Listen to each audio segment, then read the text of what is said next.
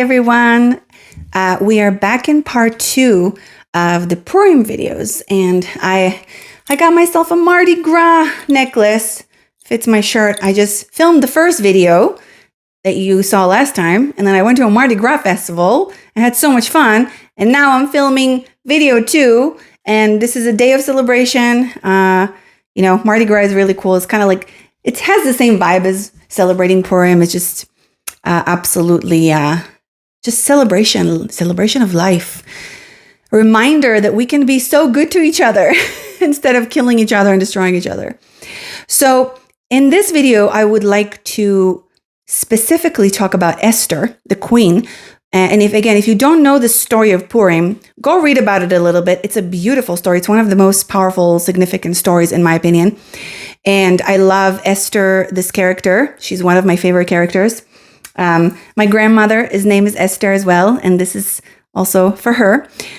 So there is a reason that this story does not center on kings or prophets or males, basically, but on a queen, Queen Esther. And Esther is not just a woman in a palace. She's this archetype. She became a symbol and an archetype. She represents the feminine intelligence that knows how to survive, how to protect life, and reverse fate inside corrupted systems without becoming corrupt herself. Esther's power is not loud. It's not reactive. It's not performative. She does not announce herself as a savior, right? She enters very quietly. She studies the field. She understands human weakness. She understands the shadow of men. She understands the ego, the hunger, and the time and the divine timing, which is very important in the story. She waits for the exact divine timing.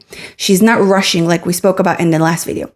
She knows that raw truth delivered too early can get you killed. So she waits. And waiting is not passivity. Waiting is strategy.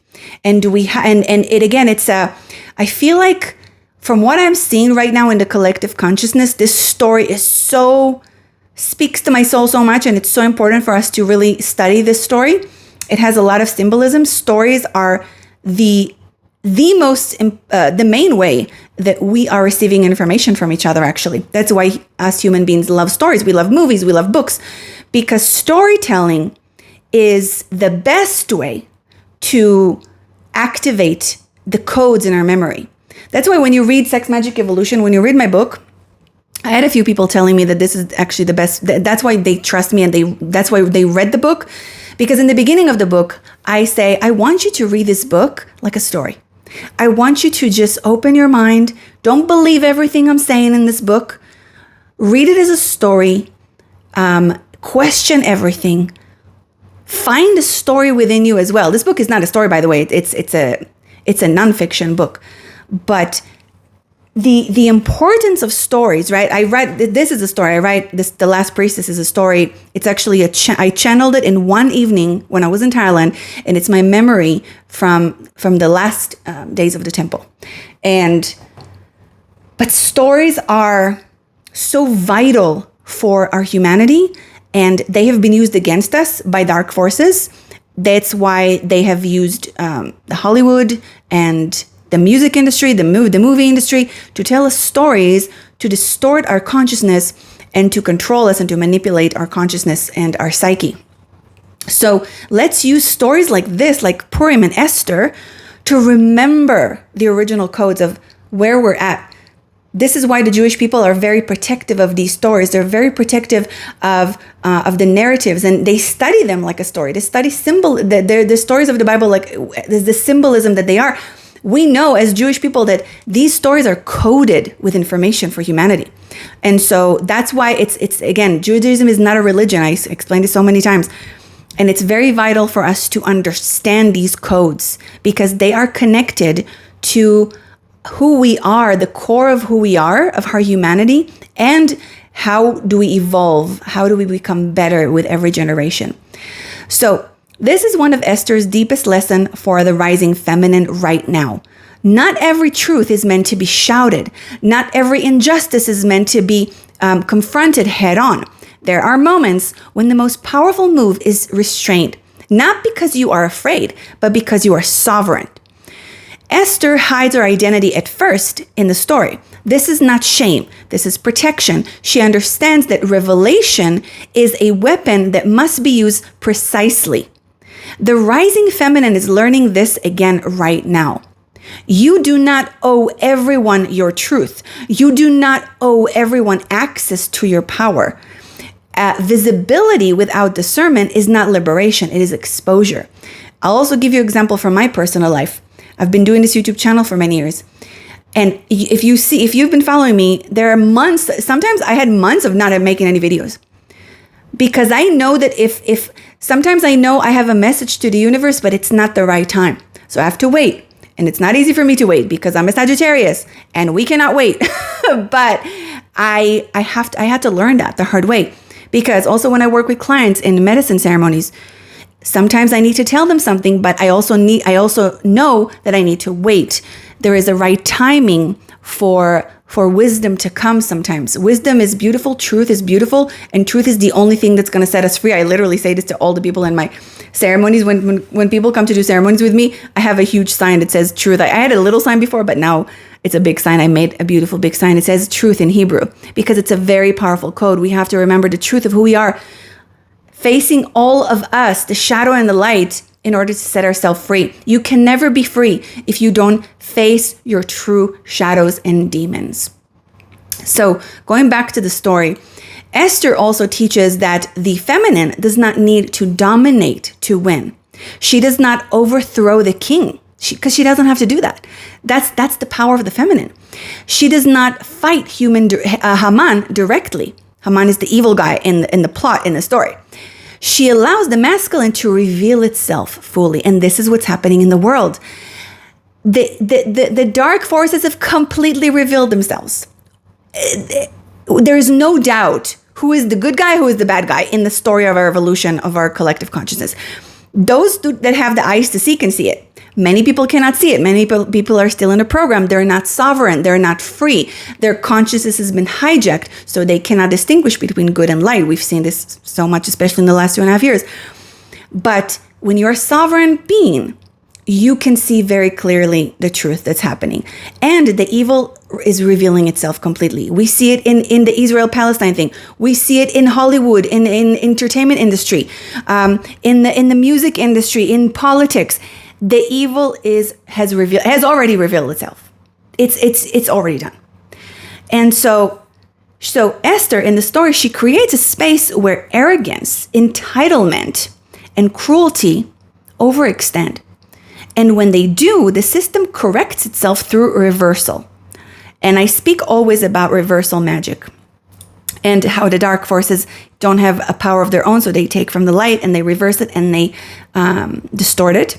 But now we are doing the same, like the light workers of today. We are taking our light back and we are reversing all the lies back into truth. That's our job.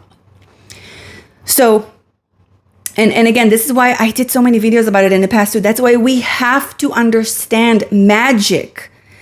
This is not a fluffy Harry Potter thing, although I am a Harry Potter fan and you guys know it. You know my tattoo. But this is real. This shit's real. Look, humanity has been hijacked and controlled by dark magic. And if we do not understand what magic is and the laws of magic, we cannot set ourselves free with the counterpart, with white magic, with truth. So this is crucial now. The rising feminine is not here to become masculine. And this is if you look at this from a perspective of a masculine world, of a masculine mind, you think, oh, the masculine control is just going to be replaced with a feminine control. No. No, it's not how it works. The feminine doesn't seek control. The feminine seeks unification of all. So if you imagine the mother as a woman with a womb, right? She just wants all her children to come back to her womb and to come back to unity, come back home. There is no control system. There is no upper and lower and all that. It's a completely different. Patriarchy and matriarchy are completely different dimensions. One is not going to replace the other. One has to die and perish, and it is dying. Patriarchy is dying, and we've seen it. Most women today choose to be single. We're done with patriarchy. We are done dealing with the shadows of toxic men and with their unhealed trauma. And we are choosing otherwise. This is, if you don't see it, I don't know where you've been, but because in the collective right now, there is a huge rising of women that have had enough. We have had enough. We are setting ourselves free, and it's happening everywhere. So the rising feminine, again, she's not here to become masculine or to replace the masculine. She's not here to copy the domination and the aggression and the conquest. She's here to reintroduce the actual wisdom and sacredness and true divine timing and emotional intelligence and pattern recognition into a world that has forgotten how to listen. How to listen. So, and again, this is the main problems of you, my brothers, which is you do not know how to listen. You think sometimes you do, but you really don't. And if you actually listen, you will get an entire universe. Just listen. The women in your life, I promise you, if men are listening to this, the women in your life are always telling you something. Your job is to know how to listen to them in the right way. Before Esther acts, she fasts in a story. She takes a fast. She doesn't eat or drink. This is not punishment. This is attunement. Fasting is very important. It's very powerful. She clears the noise in her mind. She aligns her inner world before she intervenes in the outer one, right? Her power doesn't come from ideology. It comes from clarity. It comes from devotion. It comes from alignment with something larger than her own fear, because she has fear. It's not like she's not afraid. She's afraid. She knows that she's probably about to die right now if she's doing this and going to the king to try to save her people. But perhaps the most important lesson that Esther carries for women now is this. She risks everything only when the moment is ripe. Again, we're coming back to divine timing. She does not sacrifice herself for nothing. She does not martyr herself to prove virtue. It's not about her ego. She steps forward when her action will actually save lives. So she's doing it for the greatest good of all. She's literally serving the greatest good of all and not her own ego and shadow. This is the difference between sacred feminine power and self-destruction disguised as goodness that we see a lot of people have today. So many people today, they think that they're acting like this good martyr person, but they're actually they're only serving their own ego. Esther shows us that the feminine saves the world not by collapsing, but by standing exactly where truth, timing, and courage meet. She reminds us that love without wisdom is not love. It's not love. And that's, this is actually something I teach in my Sex Priestess Initiation. And there is the 3 pillars of the Sex Priestess. It's knowledge, wisdom, and love. It's a triangle. You cannot have love without wisdom and the knowledge of the actual sacred ways. And by the way, if you want to know what the Sex Priestess is, read my huge, immense, very heavy book, The Sex Priestess Manual. This is not for everyone, but this will take you on a journey. I can promise you that. So, oops, stand right there. There we go. Be proud. So she reminds us that love without wisdom is not love. So that's softness. This is true softness. Without boundaries is not holy. And that silence, when chosen consciously, can be one of the most powerful forces that exists. And again, listen to that, because these are because we can look at silence as something negative. It's like, oh, shut your mouth, shut your mouth, B word. I'm sure every woman has heard that in her life, because the toxic masculine world has always tried to silence a woman's voice in every possible way. In every country, in every system. But here, Esther uses silence in a wise way. She chooses when to be silent. She chooses when to speak. She's sovereign. Even in this system of dark, toxic men around her that are controlling whether she's going to live or die, even though she's the queen, right? Because she doesn't have so much power because these men are still controlling her life. But she chooses.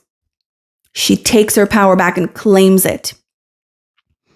My grandmother's name, like I said, was Esther. And I know that this archetype does not live only in books.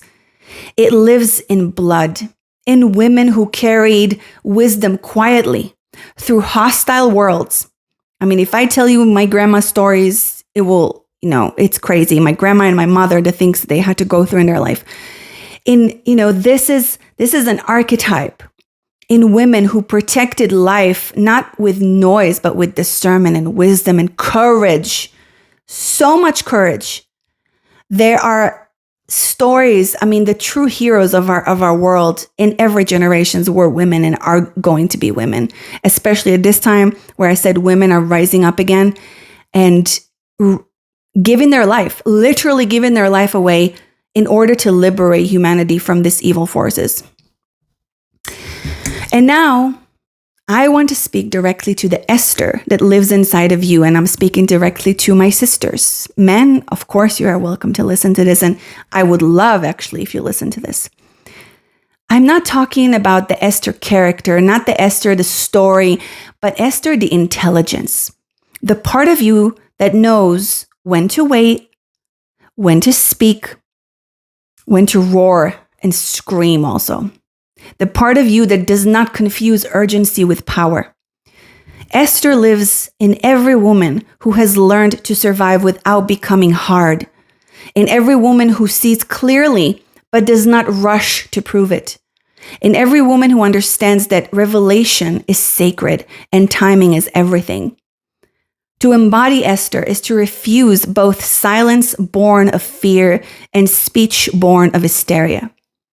It is to stand in clarity. It is to let arrogance expose itself.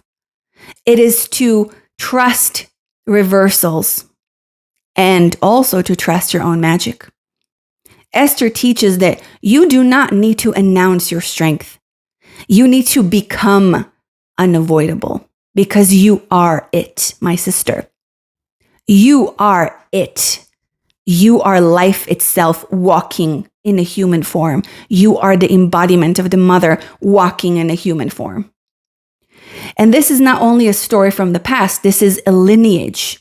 My grandmother's name was Esther, and I know this archetype does not live only in books. It lives in blood, in women who carried wisdom quietly through hostile worlds, in women who protected life, not with noise, but with discernment. So if you are watching this now, are listening to this now, and something in your body is recognizing itself, this is an invitation. It's a remembrance. Do not rush to expose what you see. Do not waste your voice on those who cannot hear. Do not confuse softness with surrender. Maybe fast before you act. Take a moment. Remember who you are. Connect to the divine mother within you. Connect to your womb. Align before you speak. Make sure your words are full of your truth and true life force. Wait until the moment ripens. And when it does, step forward without apology. Because the mother does not return through chaos. We are done with chaos. Chaos is what the dark wizards have brought to us for so many generations. She returns through women who remember who they are. And Esther is not coming. She's already here. And she's been here, a part of us, throughout all of our timelines and lineages. And just like Lilith and Isis and Sophia is now returning to remind us that we are home, that we have always been home, and that our womb is the home of everything and everyone, and we are the embodiment of this eternal force that is life. We bring life. We are life. No dark masculine can destroy us. They can rape us and kill us and bury us and burn us and humiliate us and blame us, but they can never destroy us completely because we are life. And I also want to dedicate this video to all my sisters in all time, space, and dimensions. The sisters that I've lost on October 7, The sisters that I've lost before and after, the sisters that I've lost in a temple, like I wrote in this book, in this memory, to my mother, to my grandmother, to all the incredibly, insanely powerful women that came before me that have opened this path for me to be here now and to speak my voice and to be a powerful, sovereign woman that can sit here in front of a camera with a microphone, with red lipstick and tattoos on my skin, with my hair free in the wind, to be able to speak these words right now. I am a priestess of the temple. I am a servant of the mother. I will pray for the awakening of men and women. And so we can create a safe world for our children. I love you all so much, and thank you for listening. Please subscribe, like, and share so I can continue making these videos and share the work of the temple. And may the goddess bless you all.